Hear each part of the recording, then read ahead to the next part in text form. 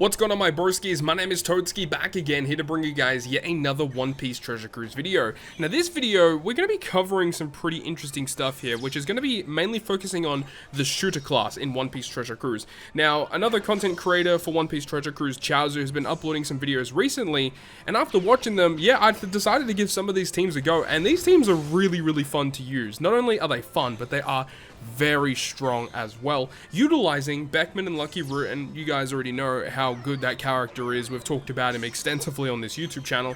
Such a unique, powerful captain, and I think he's going to be very good moving forward into the future. And also, the new super evolution of Uta is just a great addition to shooter teams, because now you get access to this really powerful captain that has this amazing utility component. You know, shooters have a lot of good utility captains now. They've got, you know, Uta, they've got Beckman Lucky Root, they've got Halloween Ace, they've even got like Versus Ace if you wanted to use him as well. Like, there's actually really good characters you can be using, and we'll be exploring a couple of different teams in this video. First team here versus Ashura Doji, which is one of the more difficult arenas in my personal opinion, and one of the really annoying things about it is you have to deal with multiple like hits of resilience, and also Ashura Doji will remove your beneficial effects, and he has burn, and he revives, and it's just really annoying stuff. But luckily, one of the really cool things with Uta in this situation is that even when your beneficial effects are removed, you'll still get the buff, you know, because when the buff is removed from an enemy effect, you still get the attack and the orb boost, which helps us a lot in this stage for killing the boss. And then on the revive,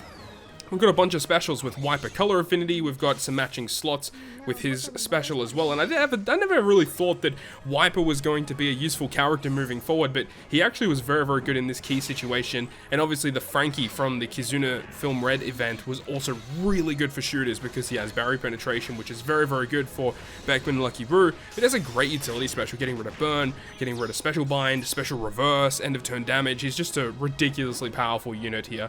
And then oddly enough, using Momo and Shinobu for resilience removal. That's basically all they're there for. And one of the really cool things about shooters is a majority of them do have barrier penetration, which means you don't even have to worry about barriers most of the time.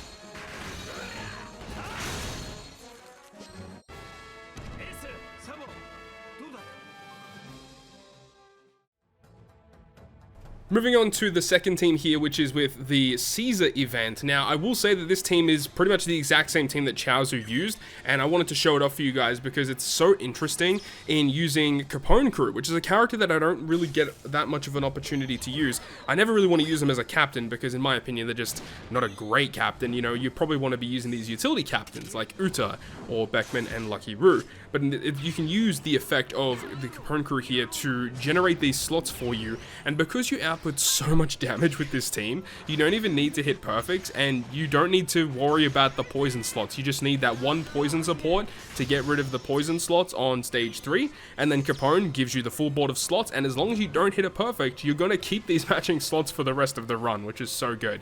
Now, of course, when you are building against Caesar, you could just run an alternative shooter captain. One character that we forgot to mention, you know, in the previous clip was Legend Frankie. With his recent level limit break, he's another character you can use as a captain, and in this case here probably would be a better option because it's a lot faster. You can get through that final stage very easily because of his captain action to bypass damage limiter. But in this case here, we have really good damage over multiple different turns because of Uta's special. But the fact that we can get 3 different turns of an attack and an orb boosting effect means that on the final stage, yeah, even though we have to deal with the 3 different effects over the 3 separate turns, we can get through it very comfortably. Halloween Ace, of course, and the Boa Hancock giving us mass damage on stage 4, and then with the captain ability of Uta, we can ignore the paralysis altogether, which is fantastic. And then the Frankie here is also really good because on the 3rd turn, on the kill turn, he is going to have defense up and resilience, and while yes, you could just use the effect of the Ben Beckman and Lucky Root to remove the increased defense due to the, you know, the super type, or the super class, should we say, which is a really cool component as well, and also hitting perfects on your characters. You still need to get around resilience, and the fact that Frankie, he's a shooter, he's int, he just works well with this team. It's a no-brainer.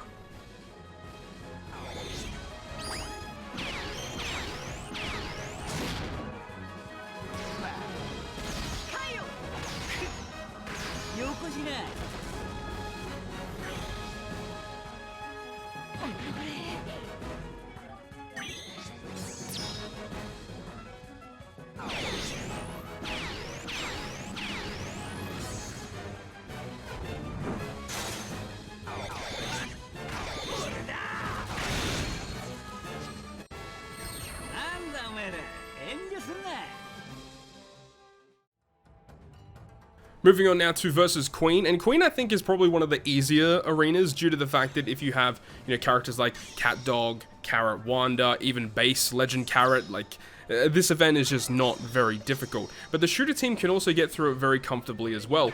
And one of the things that's interesting is that when you are against Queen on the final stage, you're not allowed to activate an orb or an attack boost. And Ben Beckman by themselves can also get through it because you can use their special in stage 4, carry the orb boost and also the chain boundary into the last stage, and then their super class can provide you with the attack boost, but also Uta can help you do that as well, giving you even more damage output, and also the captain ability being able to resist special reverse, which does occur on the final stage if I do remember correctly. Special reverse does also occur here on stage 4 versus Apu, but unfortunately you do get despaired when that happens, so you can't really use Uta's captain ability to resist that. But obviously with more shooter support in like this Kizuna rare recruit Yasop, and also with Legend Pudding, we can deal with the reverse, the bind and the despair, also the increased defense, which does allow us to, potentially keep the super class special for the last stage if we need it. Stassi is a character that I don't really use at all. Like, I don't think I've ever used this character, honestly, in any content ever, but she actually comes in super clutch here because due to Ben Beckman Lucky Roo, we need to hit so many perfects in order to get around the Rainbow Shield and also the damage threshold on the final stage. And because we do have a tap limit, we can only tap with 3 characters, we do actually need to remove all of those defensive effects, and Stassi's special does do that, as well as give us a chain boosting effect, which can stack pretty well with the chain boundary that Beckman and Lucky Roo provide to the team. And also Ace and Sabo providing a full board of slots and huge color affinity, huge addition to the squad.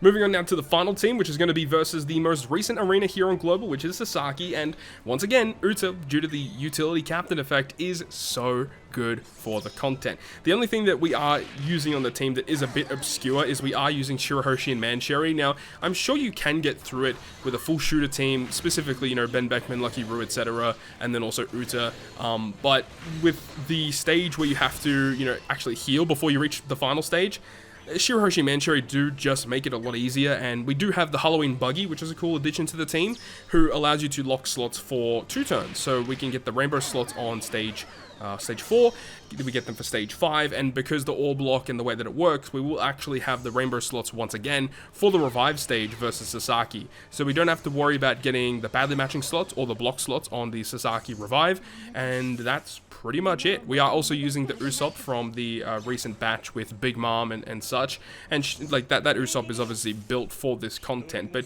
honestly not particularly needed because we use so many specials on stage 4 that we actually don't really use that many specials at all on stage 5. Once again, Uta carrying pretty hard with her amazing special ability, and that's just kind of how it goes. But shooters are a lot of fun to use in One Piece Treasure Cruise right now, and for the longest time they were widely considered to be the worst class in the game.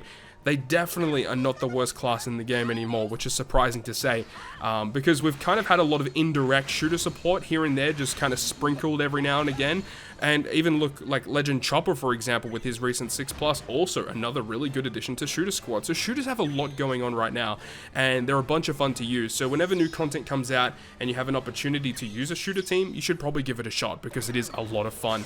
But that is going to wrap it up for me today. Thank you so much for watching the video. If you guys did enjoy it, make sure to go ahead and leave a like, and if you want to stay up to date with all the content I post, including more One Piece Treasure Cruise content, make sure to hit the subscribe button down below. On that, guys, I'll see you guys within the next video.